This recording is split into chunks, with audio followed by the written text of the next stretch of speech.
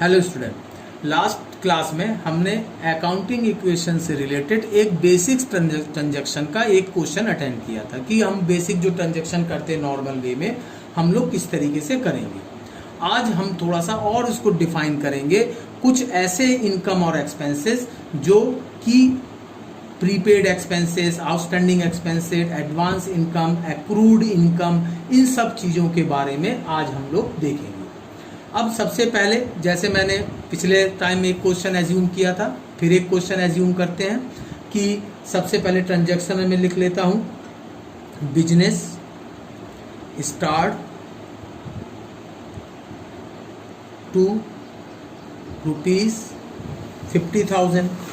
ठीक है, that means यहाँ एसेट में कैश कॉलम ओपन हो जाएगा 50,000 से, और यहाँ पे कैपिटल जो है वो आपका इंक्रीज कर जाएगा 50,000 से।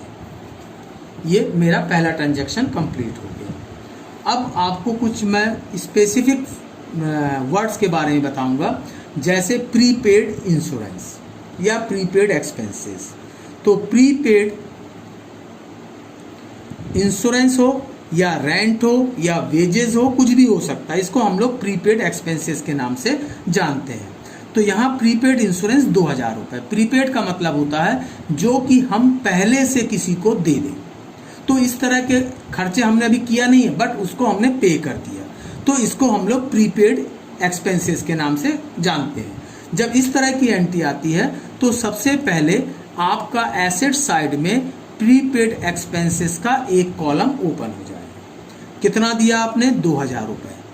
अब चूंकि हमने एक्सपेंसेस पे किया है, मतलब मेरा कैश भी क्या होगा, 2,000 से रिड्यूस हो जाएगा, यानी कि यहाँ कितना बैलेंस बचेगा, 48,000, और ये हो गया 2,000। कैपिटल में कोई इफेक्ट नहीं आया तो वो एज इट इज 50,000 ऐसे ही रहेगा। यानी जहाँ भी आपके प्रीपेड एक्सपेंसेस आएंगे, चाहे वो किसी भी नाम से आ रहे हो, रेंट के नाम से आ रहे हो, इंश्योरेंस के नाम से आ रहे हो, या अदर किसी नाम से आ रहे हो, तो उसको हम लोग जो है इसी वे में हैंडल करेंगे। तीसरा एंट्री आ जाती है आउटस्टैंडिंग वेजेस ₹1,000। आउटस्टैंडिंग वर्ड की मीनिंग क्या होता है? ऐसे एक्सपेंसेस जो हमने नहीं दिया है, नहीं दिया है, दैट मीन कैश में उसका कोई इफेक्ट नहीं है। ठीक है। अब आउटस्टैंडिंग जो एक्सपेंसेस होते हैं, जैसे प्रीपेड एक्सपेंसेस हमारे लिए क्या है, एसेट है, तो आउटस्टैंडिंग एक्सपेंसेस हमारे लिए क्या हो जाता है, लायबिलिटी के तौर में ट्रीट होता है। तो आउटस्टैंडिंग एक्सपेंसेस कितना है, 1,000 रुपये। तो ये यहाँ पे क्या हो जाएगा, इसका कॉलम ओपन हो जाएगा, उसके साथ ये कैपिटल से भी माइनस होगा, यानी आउटस्टैंडिंग कॉलम एक बढ़ गया। हमारे कैश में कोई फर्क नहीं आया तो 48,000 एज इट इज वैसे रहेगा। प्रीपेड एक्सपेंसेस 2,000, ये कितना हो गया, 49,000, और ये 1,000। तो ये दो एक्सपेंसेस की बात हो गई, प्रीपेड और आउटस्टैंडिंग। तो जहां भी ये दोनों वर्ड्स आएंगे आपको अकाउंटिंग इक्वेशन में इनको ऐसे ही ट्रीट करना है। अब चौथा ले लेते हैं हम, एडवांस कमीशन रिसीव्ड ₹2,000।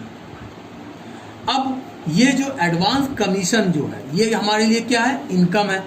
अब जब इनकम आएगी तो दैट मीन्स हमारा कैश तो क्या होगा, इंक्रीज होगा 2,000 रुपये से, बट हमारे लिए अदर वे में ये आपका लायबिलिटीज़ है कि हमने इनकम पहले से ले लिया बट उसके लिए अभी तक कोई काम नहीं किया, तो ये भी आपका लायबिलिटी साइड में जाएगा एडवांस इनकम के नाम से। कितने का है, 2,000।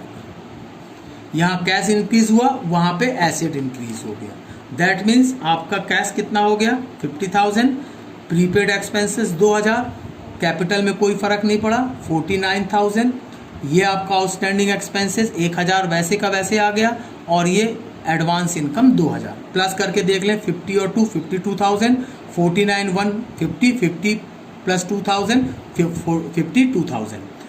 तो इस तरह से जहाँ भी एडवांस इनकम किसी भी नाम से आ सकता है, तो उसको आप इसी तरीके से हैंडल करेंगे इस अकाउंटिंग इक्वेशन में।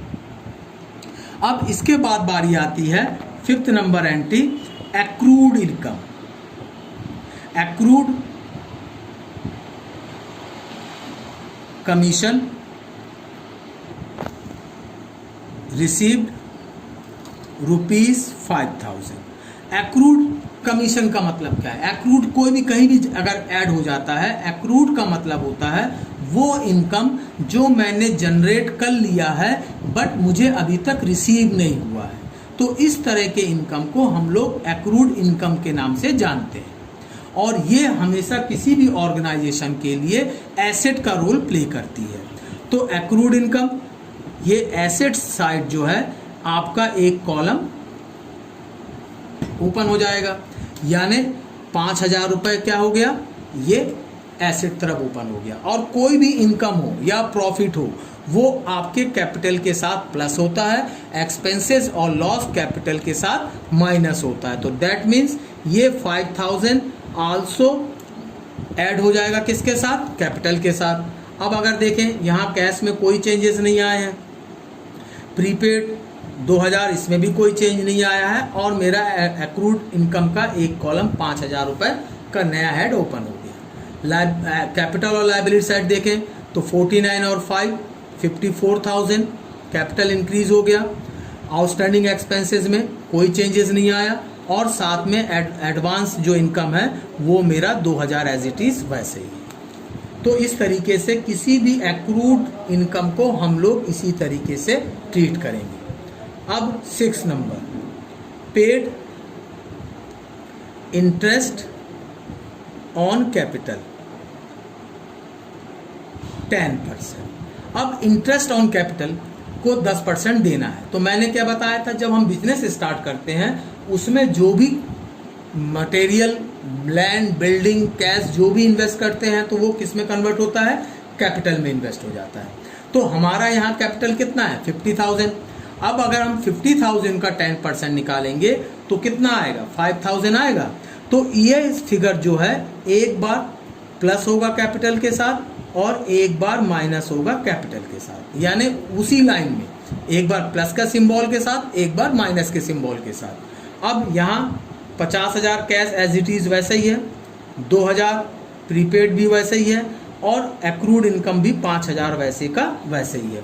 अब चूंकि कैपिटल में एक बार हमने प्लस का सिंबल के साथ 5,000 रुपये लिखा है और एक बार माइनस के साथ लिखा है, दैट मीन्स कैपिटल में कोई भी चेंजेस नहीं आएगा, और बाकी फिगर भी एज इट इज़ वैसे की वैसे उतार दिए जाएंगे। तो ये आपका हो गया इंटरेस्ट ऑन कैपिटल। इसी तरीके से इंटरेस्ट ऑन ड्राइंग अगर देता है आपको तो इसको भी जस्ट इंटरेस्ट ऑन कैपिटल की तरह ही हम लोग क्या करेंगे, ट्रीट करेंगे कैपिटल के साथ। बाकी किसी भी एंट्रीज के साथ इसका कोई इफेक्ट या कनेक्शन नहीं होगा, वहाँ ये कोई असर नहीं डालेगा। और ये जितने भी मैंने अभी आपको एंट्रीज बताए हैं ये आपको सारे बुक्स में इसी से रिलेटेड जनरल एंट्री मतलब ट्रांजैक्शंस मिलेंगे, और उसको हम लोग क्या करेंगे, आपके अकाउंटिंग इक्वेशन में कन्वर्ट करेंगे। और हमेशा आप लास्ट में ये चेक करेंगे कि बोथ साइड का टोटल इक्वल है या नहीं है। जैसे यहाँ पे एसेट को देखें 55 और 2,000 57,000, यहाँ को चेक करें 54 एंड 1 55, 55 और 2 57,000, यानी बोथ साइड यानी asset is equal to capital plus liabilities का जो सम होता है ऑलवेज इक्वल होता है, और ये आपके बिजनेस के आइडियल कंडीशन को आइडेंटिफाई करता है या सिंबलाइज करता है।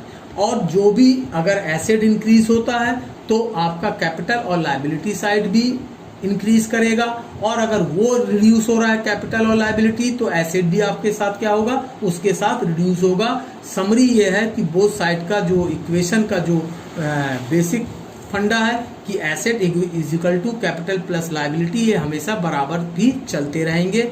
और इसी तरीके से हम लोगों को सारे क्वेश्चन अटेंड करना है। Thank you.